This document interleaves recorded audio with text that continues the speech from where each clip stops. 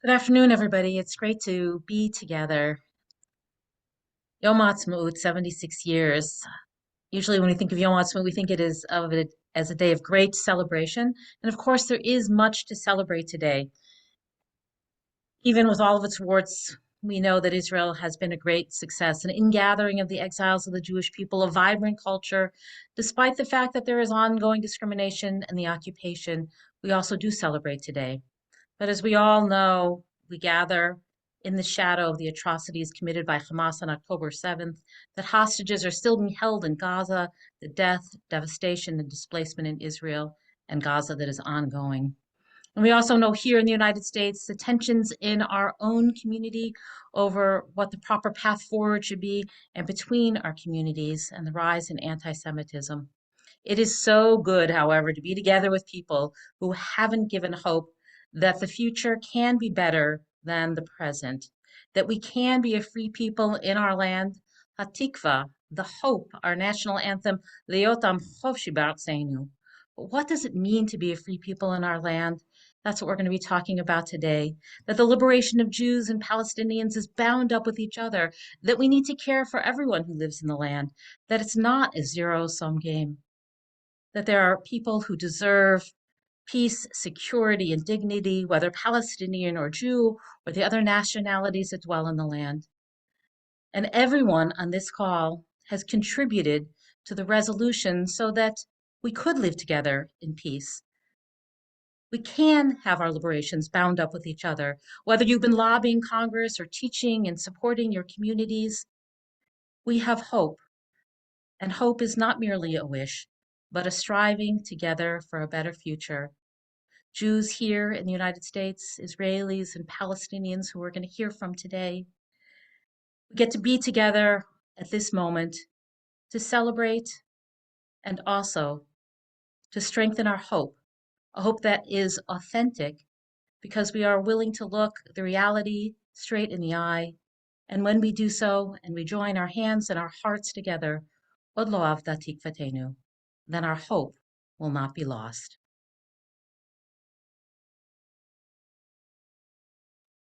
Thank you, Rabbi London, for that beautiful introduction and very appropriate way to start this webinar. This is a webinar of the Progressive Israel Network, joining together organizations that care deeply about the state of Israel, care about the future of the state of Israel, future of Israelis and Palestinians in the region. And we are here together to mark Israel's 76 years of independence. My name is Adina Vogel Ayalon. I am J Street's Vice President and Chief of Staff.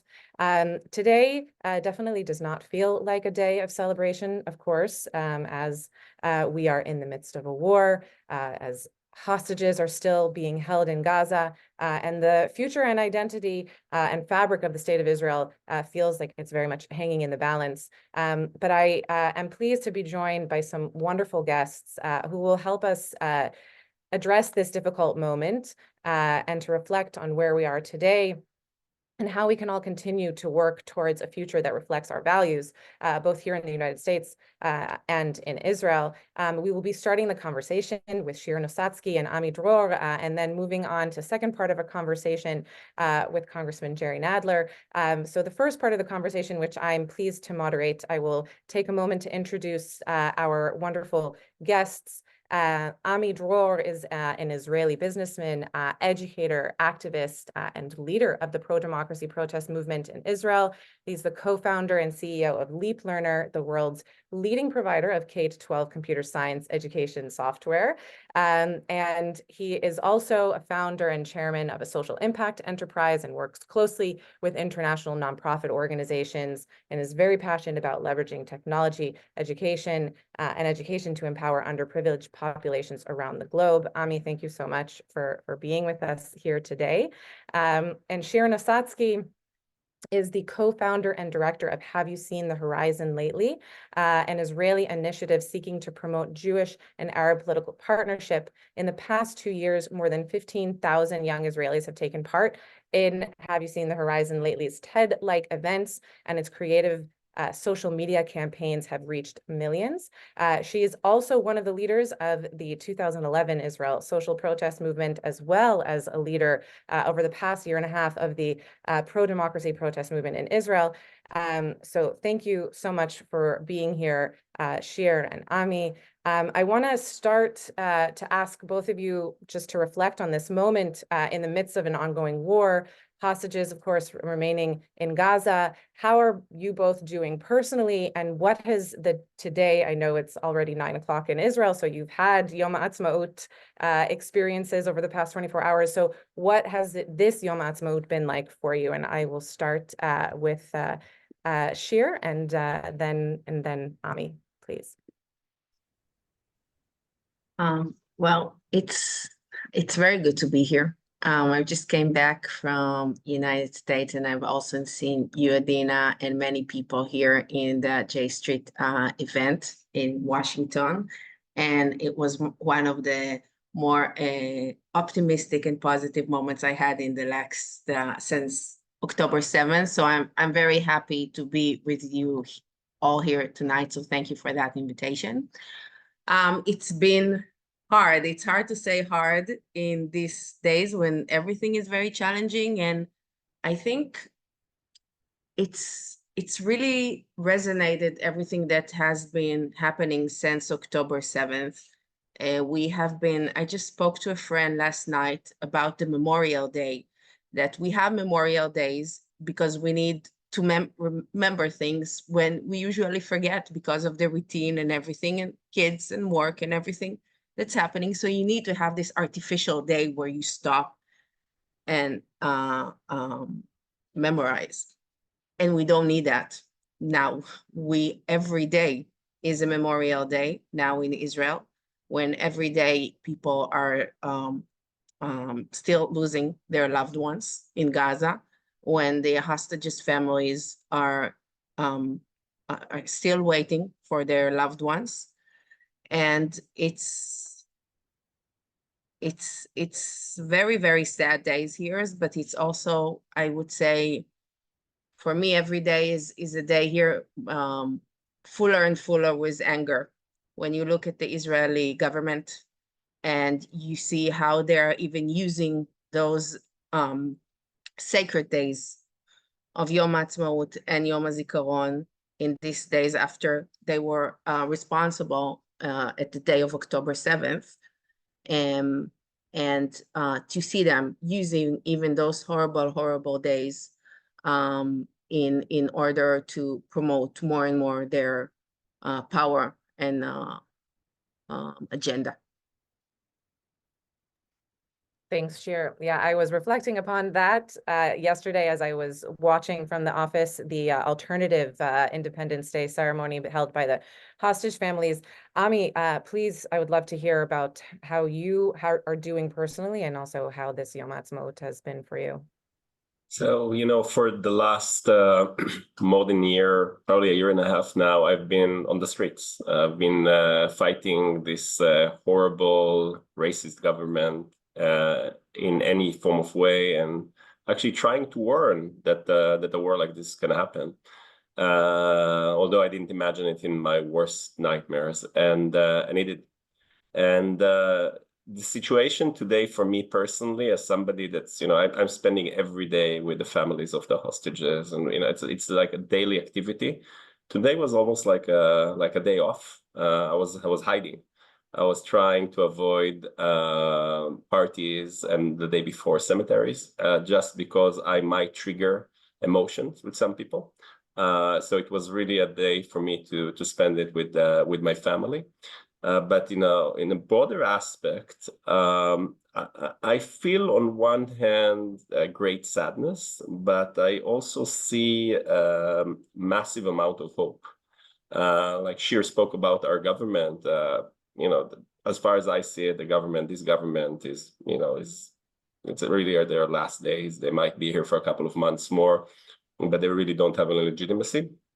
But the hope, I think my biggest moment of hope was when I led, together with 3 friends, the march from Tel Aviv to Jerusalem.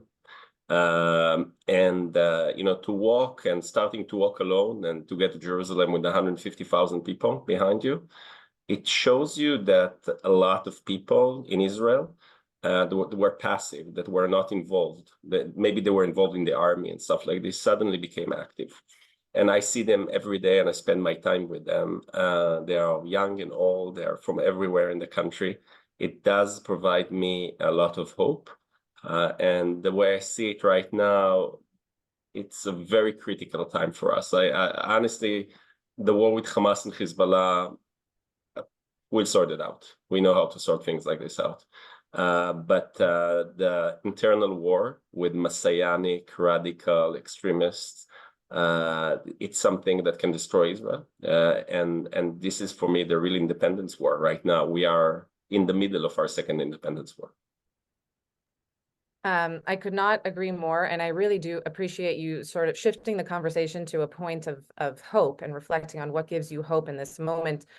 Shir, I want to say that, since October 7th, I've actually found a lot of hope in the work that you have been doing with Have You Seen the Horizon lately.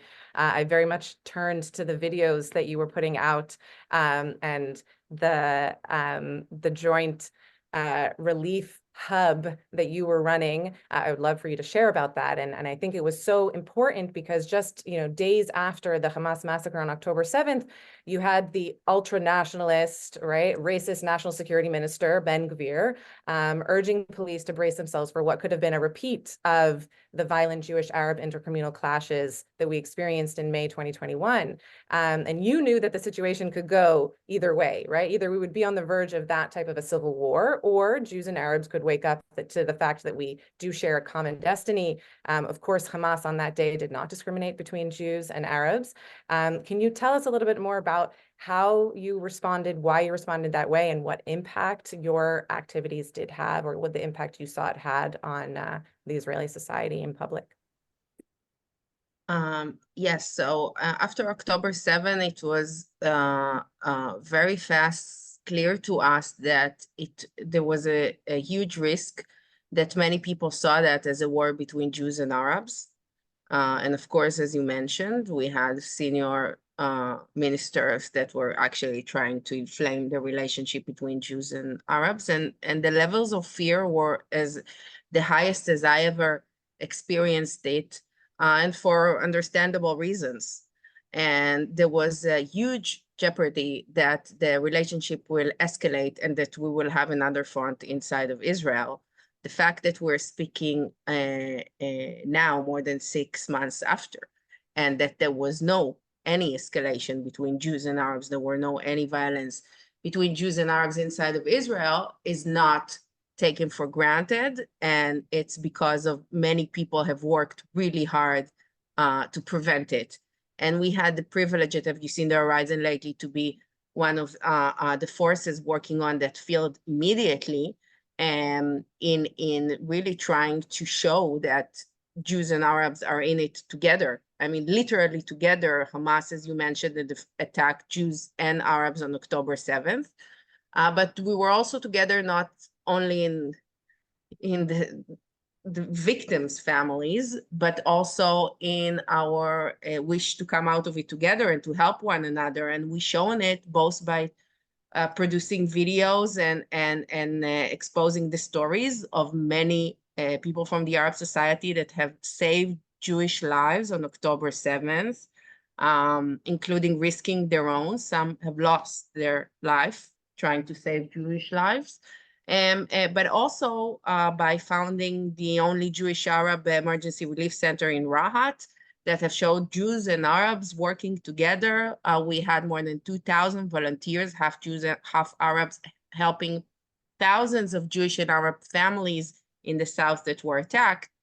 And it became a symbol in the days of fear, a national symbol where suddenly ministers were not talking about Jews and Arabs as a potential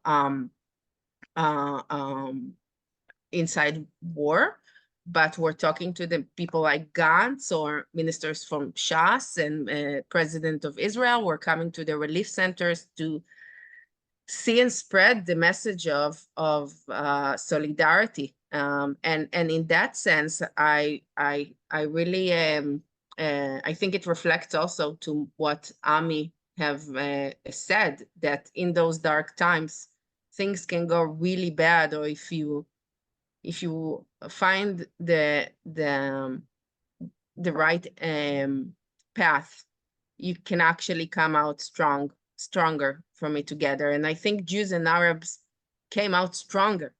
The relationship came out stronger from October 7th. And I hope it's some kind of a metaphor for how we can all come out of it. Thank you, Shir.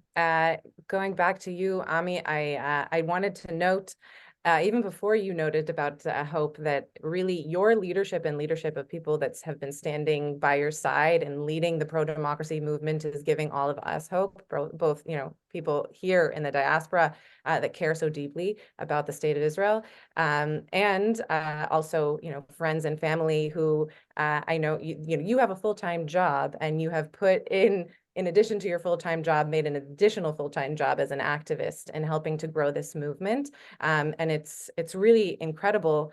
I know that this last year also has, you know, turned everything upside down. And of course, since October 7th, you know, this Yom Ha'atzmaut looks very different than the last Yom Ha'atzmaut and where we were within the pro-democracy movement.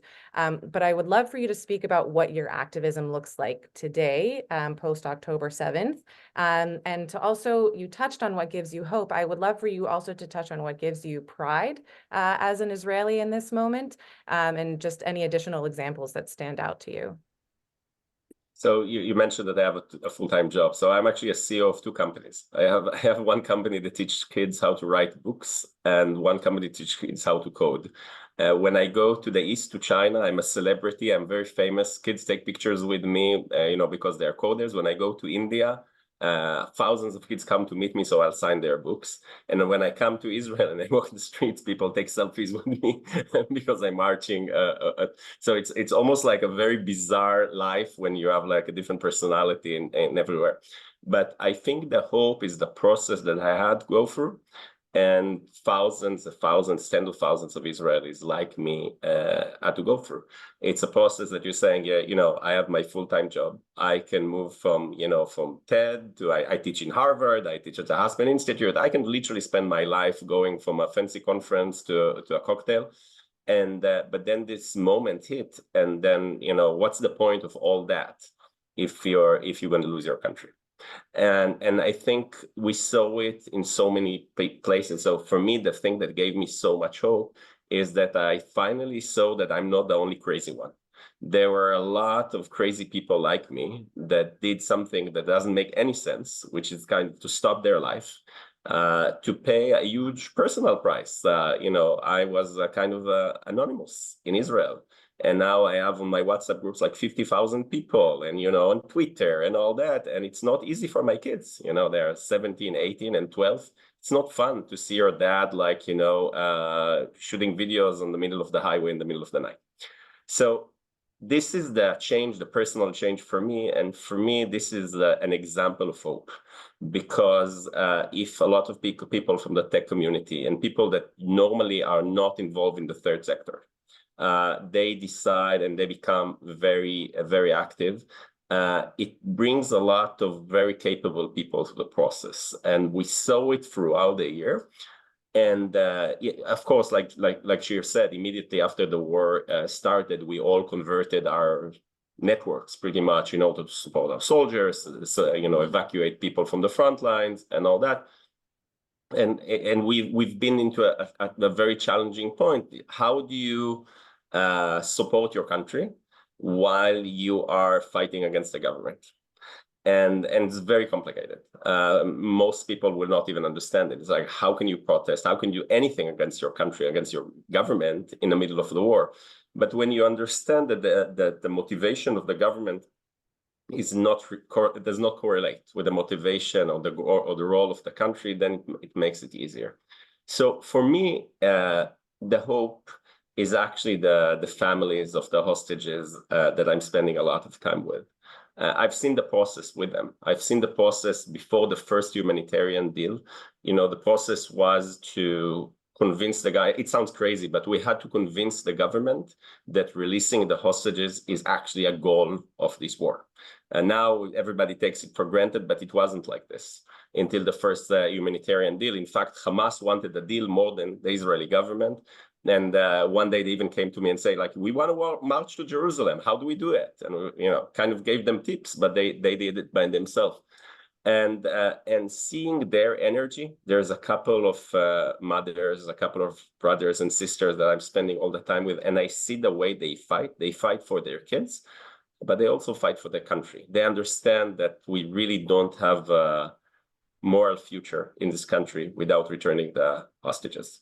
And as most people will find it very sad to spend so much time with them, they gave me so much power and so much energy, because if they can find like this where they are, who cares about my companies and stuff like this? And we all fight. So it starts from them, and then it's like all the community that was built, and it's a community of fighters. It's a community of people that will not rest and will not just give up and will not allow Israel to be converted in something that it's not.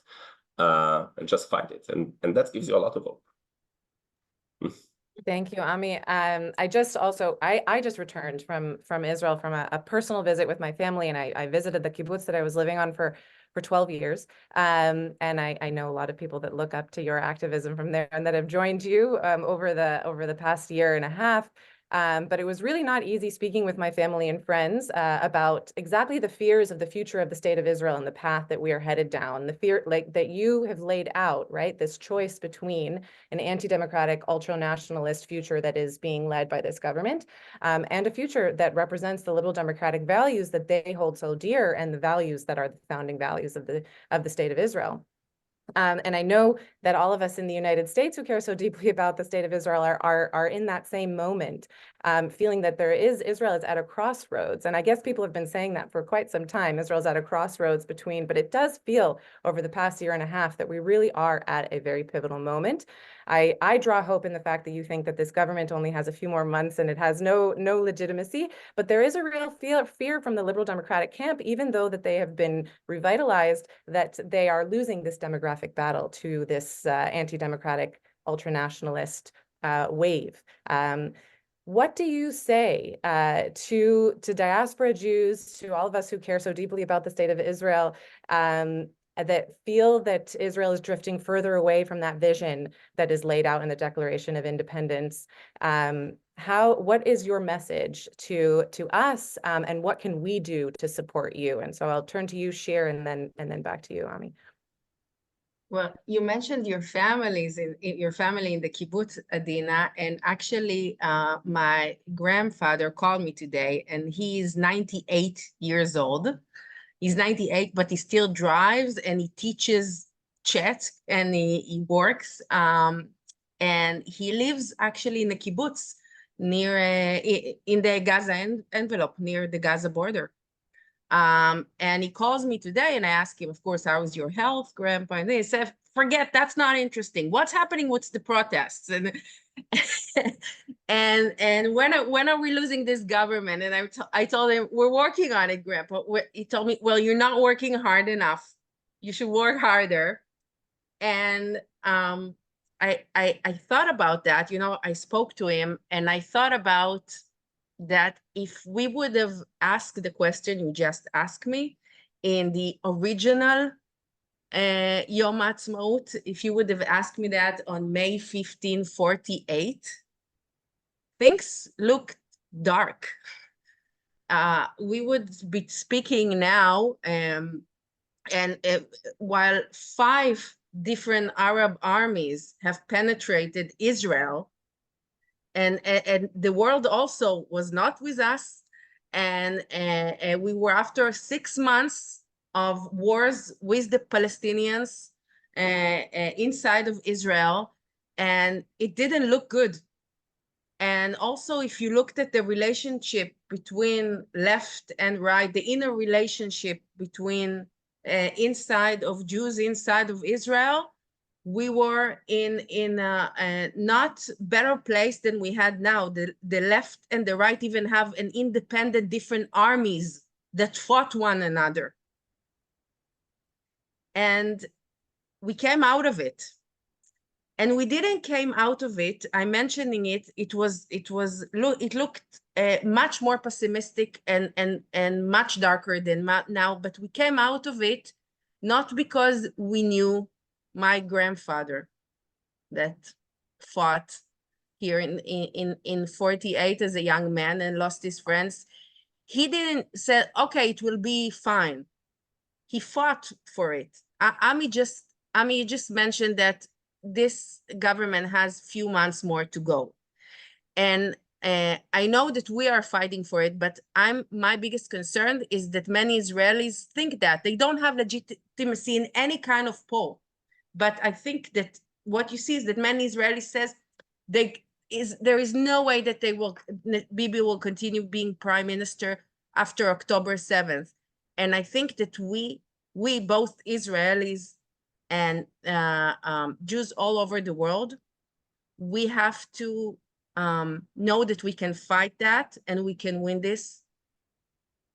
But it will not happen if we just stay on and just be sad about the situation or just say someone else will figure it out.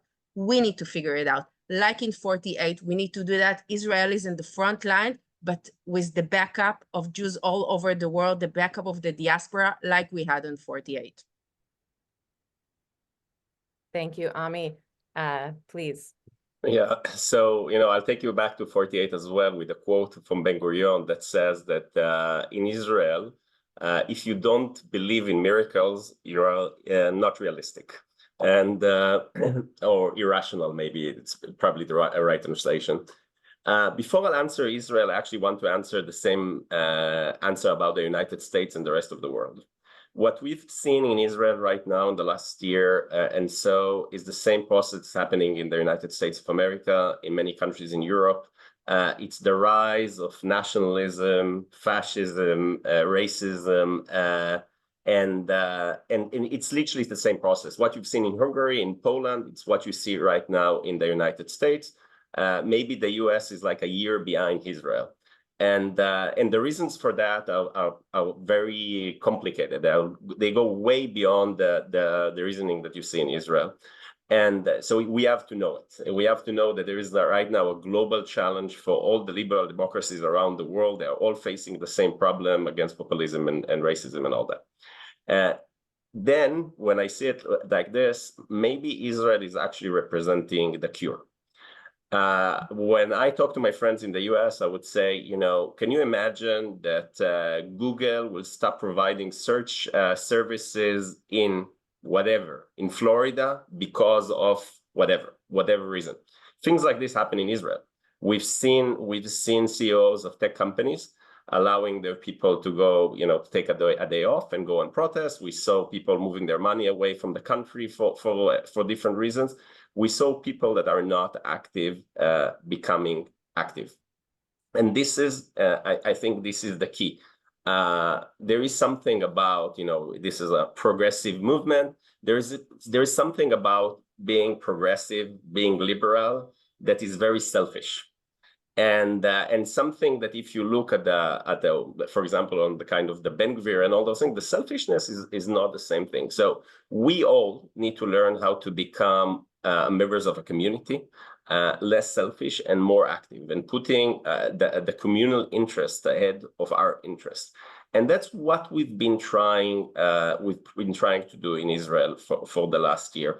And yeah, it might be a couple of months here and there, but the question is, how many people will actually become active? And when the changes that we have to do in Israel are insane. It goes from the ultra-Orthodox that, to change the way they deal with education, challenges that we have with the Arab sector. You can call Israel 4 tribes or 3 tribes, etc. But eventually, what you have a pretty big majority which includes Arabs and secular and religious people that are on the liberal spectrum, let's call it this way. And then there's groups that are trying to change the country. And you see it again, you see the same thing in the United States. So you don't need to look at Israel in order to understand it, just look around you. I think what's happening here is that a group of people says, we will not allow it to happen. Maybe we'll be successful, maybe we will fail, but at least we're trying. And in this aspect, I will say, and again, I'm always challenging my friends in the US, like, when did you not go to work and, do something, other than donate money, which is great, but it's not the only thing, right? So I think this is the challenge. It's how do you do it? And we saw it. We saw it in Poland. We see it in other countries when people are saying, okay, we are willing to fight for our values. The fight is actually not dramatic as we might imagine. If you look at Ben-Gvir and Smotrich and all those people, eventually those people are like fascists. They, other than Netanyahu that wanted to avoid jail and made them like main ministers, etc., those people should never been in the parliament, should never, definitely not been in the government. It's only Netanyahu and his personal situation. So once you take Netanyahu and his family out of the equation and you really look at the Israeli public, the divide is not as dramatic as one might imagine. If you look at what Mansour Abbas did, the way he joined the previous government and everything that Shir is doing, there is so much hope that is coming from the Arab sector, and there is a lot of hope that's coming also from the ultra-Orthodox sector. We just need to decide that our priority is our joint life together and prevent a situation that we become Judea and Israel. And that's what we're doing. The point is not to fight. The point is not to win. The point is to tunnel everybody in Israel. And if anything, I know it sounds insane to say it in the middle of a war and hostage situation and all that. If everything, Israel should be a beacon of hope for how democracy should protect herself and not the other way around. Well, I want to thank you both for being our beacons of hope. And while we are not necessarily traditionally celebrating today on Yom HaAtzmaut, I do want to celebrate and honor both of you and your activism and all of the work that you are doing to pursue that secure and just and democratic future for Israel and for all in the region. And I want to now turn over the conversation to two leaders of the pro-Israel, pro-peace, pro-democracy movement in America, Jeremy Ben-Ami, president and founder of J Street, and Congressman Jerry Nadler. Thanks so much, Adina, and thank you to Shir and to Ami. What a wonderful conversation. Really, really appreciate it. And Congressman, it is good to see you. And see you, Jeremy. I assume that all of the folks on this Progressive Israel Network Zoom know you, but I'll just quickly remind folks that you are the congressman representing New York's 12th Congressional District, which happens to be my original home district. So you were my representative in Congress for many years. You began your career in 1976 in the New York State Assembly, also representing me on the Upper West Side. And you joined the House in '92 in a special election. You've been in the House for over 30 years now, in your 16th full term, starting in 2022.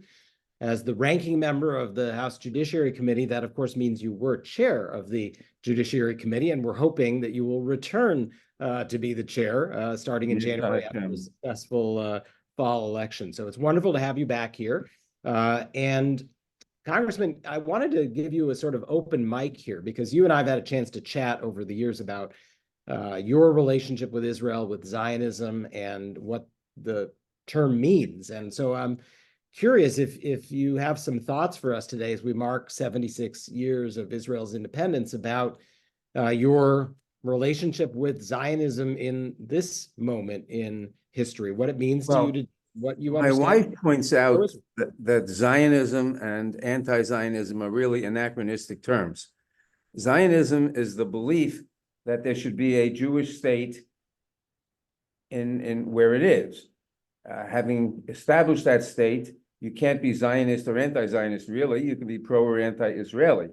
Now, we have this lunacy on the left, which says Israel's a settler colonialist state, shouldn't be there, should be dismantled, etc. Everybody's a settler colonialist state. Every country in the world was founded by somebody conquering somebody else or displacing the population. Israel's more, the entire New World, for example, Australia, New Zealand. Israel's more recent, 75 years ago, 76 years ago. But India and Pakistan were established about the same time. 14 to 18 million Muslims fled what is now Pakistan and went to India. About 2 million Hindus and Sikhs fled in the other direction. Nobody says they should get their land back or that there should be a redistribution.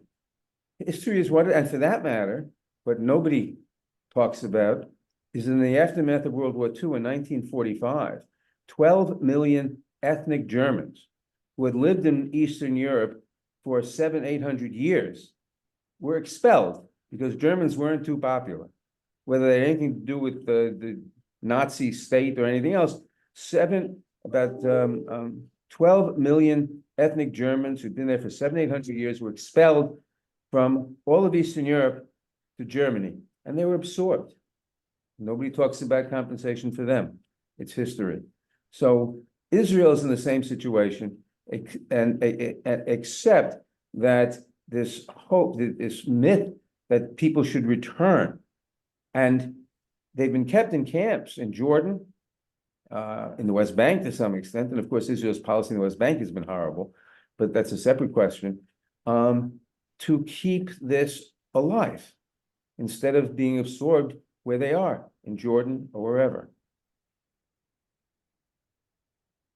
You probably heard a little bit of the conversation just now, as we were wrapping up the first half of the Zoom, and got a sense of some of the debates that are happening internally, and the question of what is the hope for Israel as it turns 76 and looks to the next chapter of the country in this moment that we're in. I just read Alon Pincus's piece about this sort Israel of and Judea. Right, exactly. Sort of almost an inevitable civil war internally. I'm curious what gives you hope in this time about the future of a state of Israel, future of the national home of the Jewish people. Well, I don't know that Alon, he's right about the tendencies. The inevitability of a fight, I don't know. And your previous speaker was talking, whose name I didn't get, was talking about a fascist threat in all the democratic countries in the world. And as far as I know, I don't know what's going on in Australia or New Zealand, but in a lot of the democratic countries in the world, that's completely true. Certainly in the United States, certainly in Israel. In Israel, I don't know what you do. You've got Netanyahu, who is an unprincipled, totally unprincipled person. I called him, and I was called to task by some, I called him the worst Jewish leader since the Hashmonean king, Hyrcanus II, who invited in the Romans, but to settle a factional dispute. But he has every motive, as was said, to keep the war going as long as possible, to avoid accountability, because when the war ends, there'll be a commission of inquiry, and he'll have to answer the questions. Why were you telling Qatar to fund Hamas before the war? Well, we know why he was doing it, because he wanted to stand up Hamas as a countervailing power to the Palestinian Authority so that he could avoid a two-state solution. But why were you telling Qatar to continue funding Hamas a few months before October 7th? Why, under your stewardship, did it take the IDF 12 hours to come to the kibbutzim when Israel is the size of New Jersey? And yes, they were in the West Bank, those tanks and those brigades, but that's 60 miles away. Why did it take 12 hours? These are some of the questions he's going to have to answer. And so he has every motive for keeping the war going as long as possible. And also because when the war is over, he'll have to face his day in court.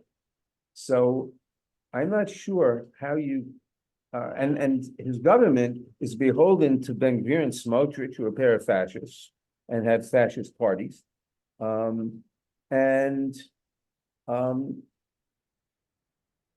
They will bring down the government if he doesn't go into all of Rafah, which shouldn't be done, obviously.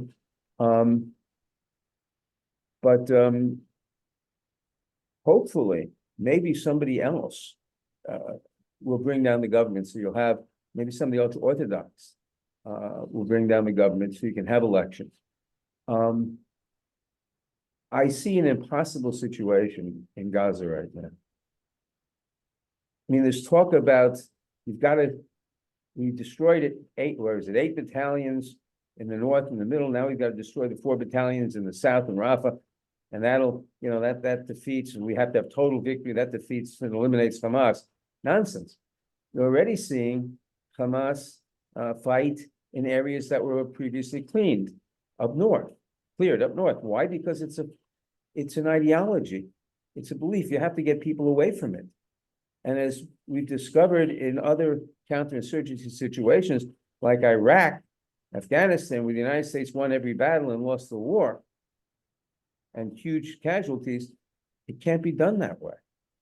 Can't be done that way. You have to have an alternative with hope for the people who live in Gaza. Now, we've also seen in the last few days, I think it came out in the New York Times or somewhere, maybe it was Haaretz, I forget, the revelations of the secret police like the Stasi in East Germany, keeping down the people in Gaza, making sure no one had any stray thoughts and certainly no stray words, and terrorizing the population. Now, the population is like any other population. I'm sure a lot of them dislike Israel. Why shouldn't they, given their experience? But they want peace. They want the Gaza rebuilt. They want to live with their children, and they have to have hope. And so what the U.S. has suggested may be the only way out. And that is, don't try to kill everybody at Hamas. You can't. And you're just recruiting new people in Hamas. Bring in, have a ceasefire. Hamas is demanding a permanent ceasefire in exchange for the hostages. Say, okay, we'll have a permanent ceasefire, give us the hostages back. And then you get troops from other Arab countries, the UAE, the Saudi Arabia, Egypt, maybe Jordan, to occupy the land, to pacify it, to start rebuilding. And they'll put in a lot of money to rebuild it and to stand up a reformed PA and do the same thing and not do that, but reform the PA in the West Bank. And eventually, and this may take, I don't know, 8-10 years, you have the situation where you can, at that point, have a two-state solution. We're lucky at this point in one sense, and that is even though there are, I think, 500,000 Jews in the West Bank now, they're in limited geographic areas. And you could, I think to get the total, but you could get most of those settlers in a small area, which you annex to Israel, in return for which you give the new Palestinian state an equivalent acreage, so they're whole, and that leaves, I don't know, several thousand, number of Jews in the new Palestinian state. And if they want to live there as Palestinian citizens, fine. If the Palestinians give them civil rights, fine. And if the Palestinians don't, they always have the option of moving to Israel. One hopes the Palestinian state would be democratic with a small d, but maybe it won't. In which and maybe they will be very bad to Jews, in which case that's why we have Israel as refuge. So hopefully something like that can be worked out. It's the only hope. Now, how you get Netanyahu is obviously a total bar to this, but it all starts with getting rid of this government. So this marking of Yom Ha'atzmaut today is sponsored by the Progressive Israel Network. And I think you probably know we're an alliance of 12 organizations. J Street is proud to be a part of that. All of us are committed to a set of values of democracy and equality and peace. And it naturally leads us, given those values, to some of the same criticism you've expressed. I've never made the relation to the Hashmonaean era, but certainly this government, goes down in the history books as one of the worst in the history of the Jewish people. And criticism of Israeli government policies comes very naturally to all of the organizations that are part of today's ceremony and this webinar. It's a big debate in Washington and in Jewish circles about what is the line, right? How far is it acceptable to go in criticizing? When does that criticism of policy turn into criticism of Israel per se? When does criticism of Israel turn into anti-Semitism? And you've had a lot of, a lot to say on this recently, and you have a lot of, experience in line drawing in the law. And so, you've got several hundred people watching, and more will watch us later on tape. I'd love your guidance to us. Well, I haven't had a lot to say about this positively. I've had a lot to say about it negatively in terms of legislation. This is your opportunity. Criticism of Israel, like criticism of any other government, is legitimate. It has to stand or fall on its own merits. There's nothing wrong with criticizing the actions of the government of Israel, government of the United States, government of whoever. Calling for the elimination of the state, when you don't call for the elimination of any other state in the world, that can be viewed as anti-Semitic, I think. Criticizing any Israeli policy is not. But calling for the elimination of the state, unless you call for the elimination of other similarly situated states, like everybody, is, I think, anti-Semitic. Beyond that, I won't define anti-Semitism. There are three extant definitions. The IHRA, the International Holocaust Remembrance Association, was the first one, the Nexus document, the Jerusalem Declaration. All of them give examples of the type of speech which, depending on the context, could indicate anti-Semitism. Depending on the context, could. I opposed the Anti-Semitism Awareness Act, so-called, that defined anti-Semitism, which enshrined into law, codified into law, the IRA definition, and specifically rejected the other two. I don't know why it rejected the other two, but it did. But it specifically codified into law the IRA definition, even though the chief author of the IRA definition, Kenneth Stern, who's with the AJC for 25 years, specifically said, don't codify it. These are indications. These are things that can be anti-Semitic depending on the context. But to codify it into law is a dangerous violation of free speech, which is why the ACLU opposed it, J Street opposed it, Reconstructing Judaism opposed it, True opposed it, a dozen different groups. Unfortunately, the larger groups, the AJC, the ADL supported it, but that's unfortunate. But it's difficult to define anti-Semitism. I want to shift gears and talk a little bit about U.S.-Israel relations and the current politics of the moment. And I'm curious your take. I mean, we haven't seen the U.S.-Israel relationship tested this severely in quite some time. And I think these next days really around the Rafah invasion are going to be a real test for the president and the limits of his patience. And then, what are the limits of what the political realm can bear in terms of the kinds of pressures he may bring to bear. What's your assessment of the current state of the relationship and of what Biden should be doing to try to influence the next steps? I think Biden is doing what he can. He's doing the best job possible. He is, more than any other American president I can think of, emotionally a Zionist, emotionally supportive of Israel. Always has been. And that's why on October 10th, he flew to Israel. And he's been supporting arming Israel, etc. But he also knows, as we do, that Well, first of all, what I said before, uh, even Israeli generals now are saying that what do you do the day after? There seems to be no purpose. And he knows that if Israel, if the IDF attacks Rafah in strength, as Netanyahu is threatening to do, several things are going to happen. One, you're going to kill a hell of a lot of civilians. Two, you're going to accomplish nothing. You'll kill Israeli troops also, but you'll accomplish nothing, just as you really didn't accomplish much where they're reforming up north.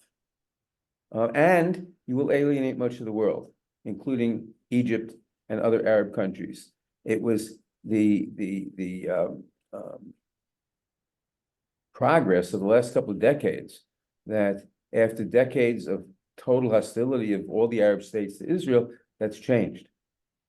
And it's changed for a number of reasons, one of which is a mutual fear of Iran and its proxies. But you can't strain it too much. And when these populations in Jordan and Egypt and Saudi Arabia seeing the IDF go in and kill large numbers of Palestinian civilians, as will happen if they go into Rafah, that's going to strain any alliance or certainly any alliance or even any friendship. So I think Biden, by doing everything he can to dissuade Netanyahu from doing this, by withholding, now he's withholding 2,000-pound bombs and 500-pound bombs, which are used for this. That I understand. I don't understand withholding the JDAMs, just as a matter of tactics, because Israel has plenty of bombs at the moment. Bombs are inherently inaccurate. The JDAM is Joint Munitions, I forget what JDAM stands for, but it's a kit you attach to a bomb and it makes it accurate. If Israel is going to be dropping bombs, I'd rather they be accurate and kill fewer people and, hit the target rather than hitting somewhere near the target. But with that exception, the only leverage the president has is to withhold arms, to withhold offensive arms.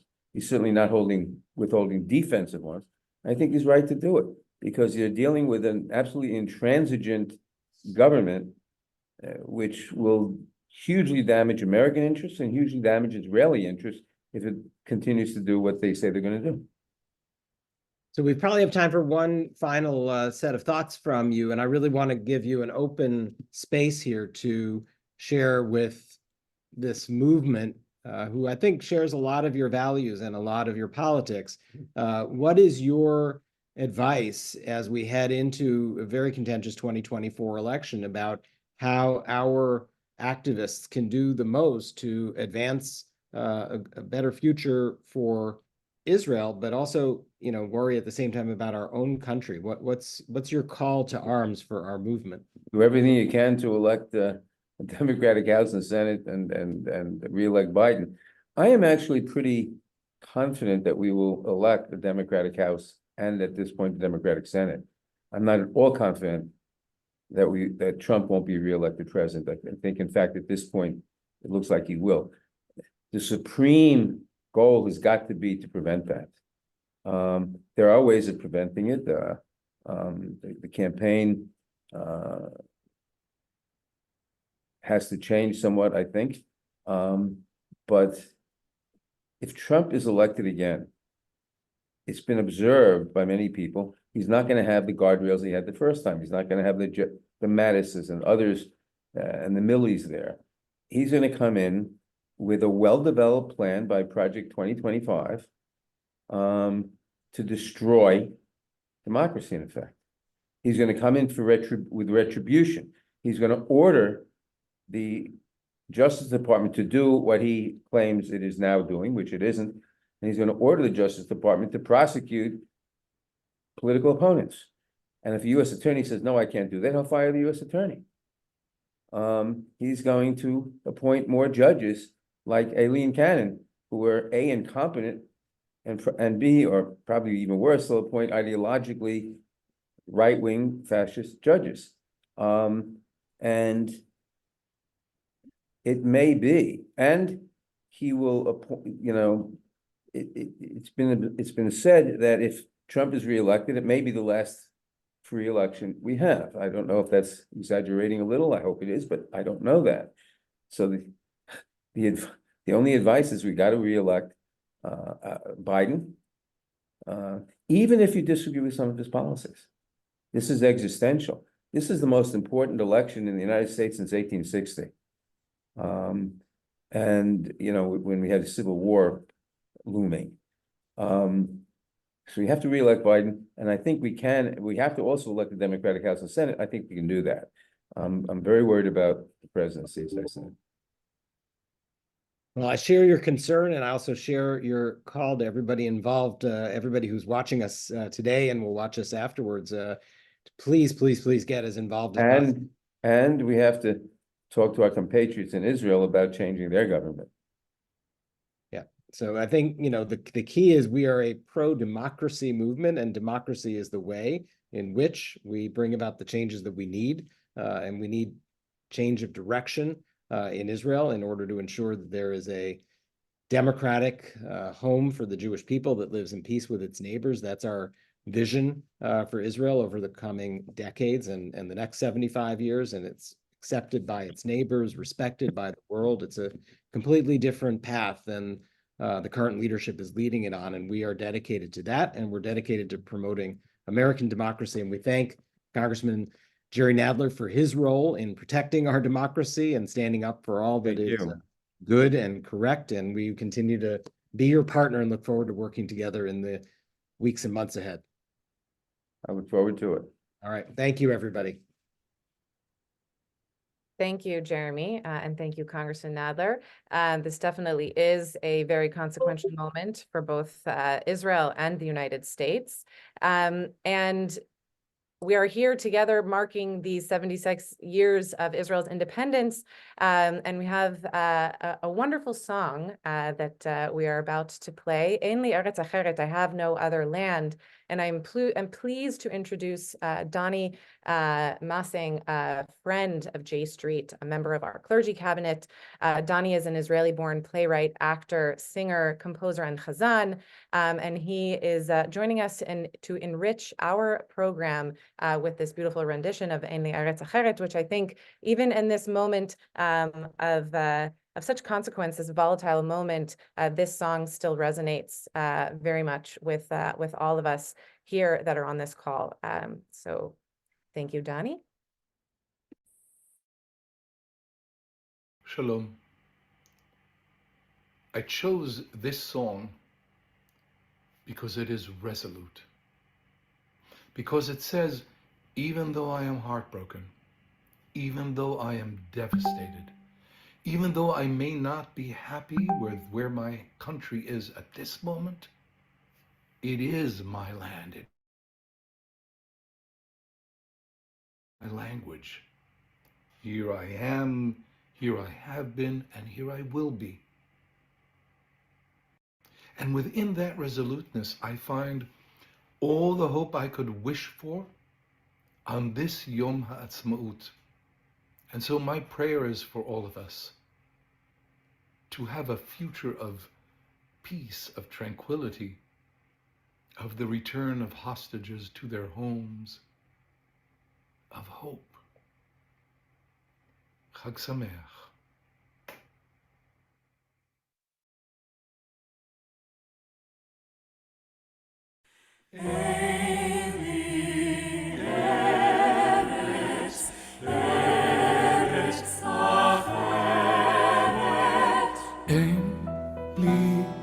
ארץ אחרת, גם אם אדמתי בוערת, רק מילה בעברית חודרת אל אורכי, אל נשמתי, בגוף כואב, בלב רעב, כאן הוא ביתי.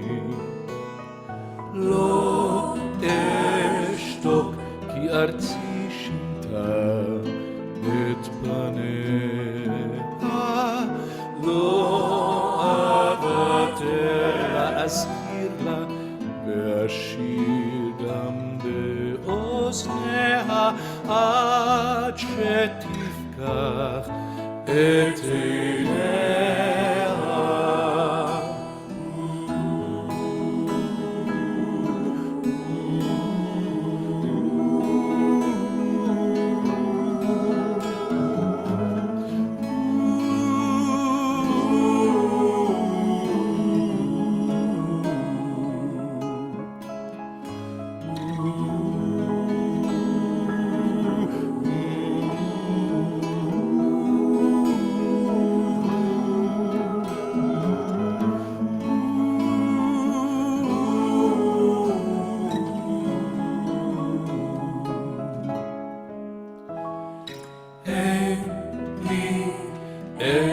אחרת עד שתחדש ימיה עד שתפקח את עיניה.